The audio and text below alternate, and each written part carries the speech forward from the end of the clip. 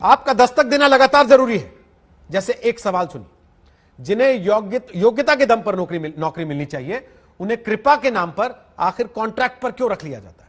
इस सवाल के साथ अगली दस्तक हम इसलिए दे रहे हैं क्योंकि जिन्हें तकनीकी शिक्षा में सुधार का जिम्मा दिया गया था, अब आईआईटी, एनआईटी जैसे संस्थानों से पास उन्हीं युवाओं के सामने बेरोजगारी का डर सता रहा है।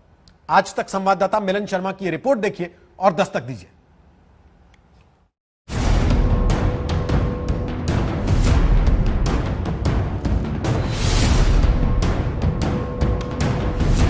मुंह पर मास्क है, हाथ में एक पोस्टर है, दिल निराशा से भरा है, दिमाग सवालों के झंझावातों से जूझता हुआ।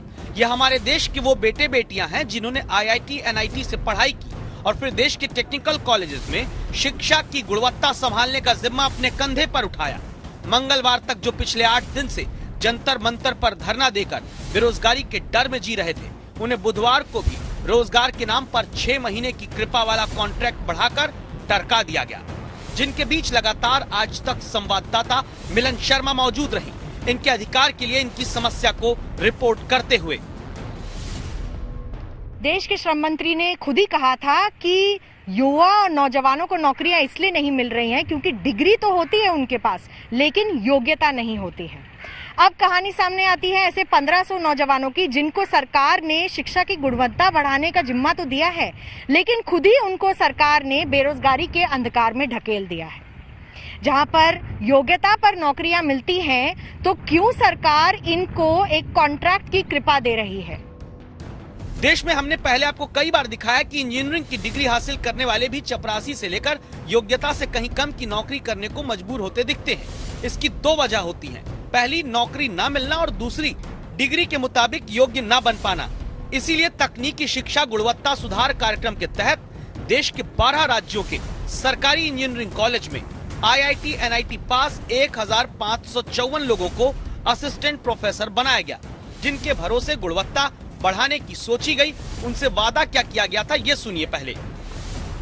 पीआईपी, उसमें ये बात लिखी गई थी कि शुरुआत के 3 वर्ष इस कार्यक्रम में जो भी एक्सपेंडिचर्स होंगे वो केंद्र सरकार वर्ल्ड बैंक के फंड की हेल्प से उसको इनकर करेगी, उसको सपोर्ट करेगी और उसके बाद एक ऐसी व्यवस्था डेवलप की जाएगी, रेगुलर इंटरवल पे इन फैकल्टीज का अप्रेजल किया जाएगा और जो इसमें वेल परफॉर्मिंग फैकल्टीज हैं उसकी मैं लाइन एकदम पढ़ देता हूं आपके लिए। Well performing faculties will be retained post project from exclusively paying them from state funds. 31 मार्च को इन सब का कार्यकाल खत्म हो रहा था। बेरोजगार होने के डर से जंतर मंतर पर धरना देते इन इंजीनियरिंग डिग्रीधारी नौजवानों की समस्या आज तक ने उठाई, तो इन सहायक प्रोफेसरों का काम 6 महीने के लिए और सरकार की तरफ से बढ़ा दिया गया। लेकिन सवाल सीधा सा ये कि जिन्हें योग्यता के आधार पर पक्की नौकरी देश हित में मिलनी चाहिए, उनसे लटका लटका कर क्यों काम कराया जा रहा है? अभी हम 6 महीने के लिए जा रहे हैं, आप बताइए हमारे दिमाग में क्या रहेगा कि 6 महीने बाद हमारी फिर से स्थिति होने वाली है। जिस व्यक्ति को, और एक लाइटर नोट पे मैं बोलना चाहता हूँ, जिस व्यक्ति को ये पता हो कि वो 3 दिन बाद खत्म होने वाला है, आज हम उससे बोले एंजॉय करो, वो कैसे कर पाएगा? ये लॉन्ग टर्म सरकार को सोचना चाहिए अगर क्वालिटी करनी है, क्योंकि अभी भी हम जा रहे हैं, ठीक है, हमें तात्कालिक सॉल्यूशन मिल गया है, हम जा रहे हैं, लेकिन हमें दोबारा आना पड़ेगा, यहाँ पे हमें फिर बात रखनी पड़ेगी। तो कृपया करके हमारा हाथ जोड़ के निवेदन है सरकार से कि एक लॉन्ग टर्म प्लान बनाइए हम लोगों के लिए। आप खुद एक बार सोचिए, जिन कॉलेज में दाखिले के लिए देश में लाखों छात्र हर साल किस्मत घिसते हैं, उन्हीं आईआईटी, एनआईटी से पास होने के बाद भी क्या पक्की नौकरी की गारंटी सरकारें नहीं दे सकती हैं? 6 महीने के लिए हम लोग जाएंगे, हमारे अंदर एक इनसिक्योरिटी रहेगी कि 6 महीने बाद क्या होगा। इनसिक्योरिटी इसलिए नहीं कि हम लोगों की जॉब जा रही है, इनसिक्योरिटी इसलिए भी क्योंकि जो हमसे हमारे भरोसे जो विद्यालय में एडमिशन लिए हुए विद्यार्थी है, तो उनका क्या होगा। ये वो छात्र हैं जिन्होंने देश के इंजीनियरिंग कॉलेज में शिक्षा की गुणवत्ता के लिए मल्टीनेशनल कंपनी की नौकरी छोड़ी है, अपनी पीएचडी का सपना छोड़ा। अब उन्हीं को अगले 6 महीने की अनुकंपा के भरोसे छोड़ देना क्या सही है? 3 महत्वपूर्ण साल दिए अपने कैरियर के, तो हमारे भविष्य को इस तरीके से मतलब खिलवाड़ न किया जाए।